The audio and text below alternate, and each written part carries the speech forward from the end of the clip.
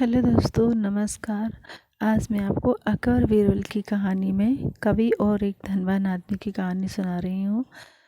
एक दिन एक कवि किसी धनी आदमी से मिलने गया और उसे सुंदर कविताएं इस उम्मीद के साथ सुनाई कि शायद वह धनवान खुश होकर कुछ इनाम ज़रूर देगा। लेकिन वह धनवान भी महाकंजूस था।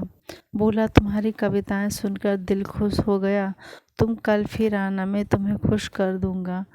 कल शायद अच्छा इनाम मिलेगा। ऐसी कल्पना करता हुआ वह कवि घर पहुंचा और सो गया। अगले दिन वह फिर उस धनवान की हवेली में जा पहुंचा। धनवान बोला, सुनो कवि महाशय, जैसे तुमने मुझे अपनी कविताएं सुनाकर खुश किया था, उसी तरह मैं भी तुमको बुलाकर खुश हूँ। तुमने मुझे कल कुछ भी नहीं दिया, इसलिए मैं भी कुछ नहीं दे रहा कि हिसाब बराबर हो गया। कवि बेहद निराश हो गया। उसने अपनी आप बीती एक मित्र को कह सुनाई और उस मित्र ने बीरबल को बता दिया। सुनकर बीरबल बोला, अब जैसा मैं कहता हूँ वैसा करो। तुम उस धनवान से मित्रता करके उसे खाने पर अपने घर बुलाओ। हाँ, अपने कवि मित्र को भी बुलाना मत भूलना। मैं तो खैर वहाँ मौजूद रहूँगा ही। कुछ दिनों बाद बीरबल की योजना अनुसार कवि के मित्र के घर दोपहर को भोज का कार्यक्रम तय हो गया।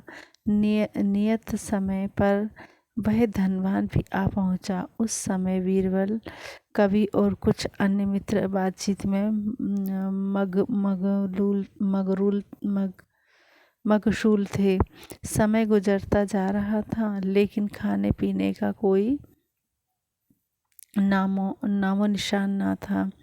वो लोग पहले की तरह बातचीत में व्यस्त थे। धनवान की बेचैनी बढ़ती जा रही थी कि जब उसने रहा न गया तो उसने बोल ही पड़ा, भोजन का समय तो कब का हो चुका है। क्या हम यहाँ खाने पर नहीं आए? खाना कैसा खाना? बीरबल ने पूछा। धनवान को अब गुस्सा आ गया। क्या मतलब है तुम्हारा? तुमने मुझे यहाँ खाने पर क्यों बुलाया है? खाने का कोई निमंत्रण नहीं था। यह तो आपको खुश करने के लिए खाने पर आने को कहा था, जवाब बीरबल ने दिया। धनवान का पारा 7वें आसमान पर चढ़ गया। क्रोधित स्वर में बोला, यह सब क्या है? इस तरह किसी इज्जतदार आदमी को बेइज्जत करना ठीक नहीं है। क्या तुमने मुझसे धोखा किया है? अब बीरबल हंसता हुआ बोला, यदि मैं कहूँ कि तो इसमें कुछ भी गलत नहीं है तो तुमने इस कवि से यही कहकर धोखा दिया था कि कल आना, सो मैंने भी कुछ ऐसा ही कहा। तुम जैसे लोगों के साथ ऐसा ही व्यवहार होना चाहिए। धनवान को अब अपनी गलती का आभास हुआ और उसने कवि को अच्छा इनाम देकर वहाँ से विदा किया।